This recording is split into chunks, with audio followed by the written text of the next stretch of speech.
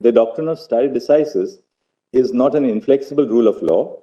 A larger bench of this court may reconsider a previous decision in appropriate cases, bearing in mind the tests which have been formulated in the precedents of this court.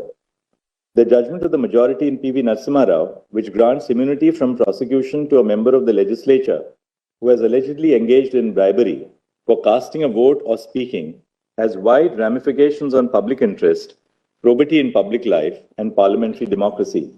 There is a grave danger of this court allowing an error to be perpetuated if the decision were not reconsidered. 2.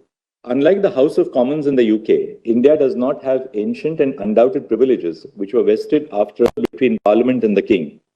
Privileges in pre-independence India were governed by statute in the face of a reluctant colonial government.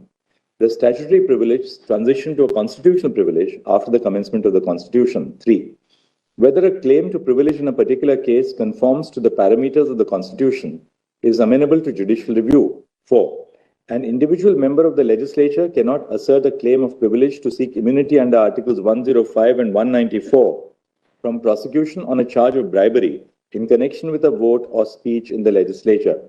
Such a claim to immunity fails to fulfill the twofold test that the claim is tethered to the collective functioning of the House and that it is necessary to the discharge of the essential duties of a legislator. 5. Articles 105 and 194 of the Constitution seek to sustain an environment in which debate and deliberation can take place within the legislature.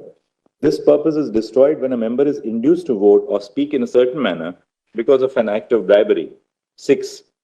The expressions anything and any must be read in the context of the accompanying expressions in Articles 105.2 and 194.2.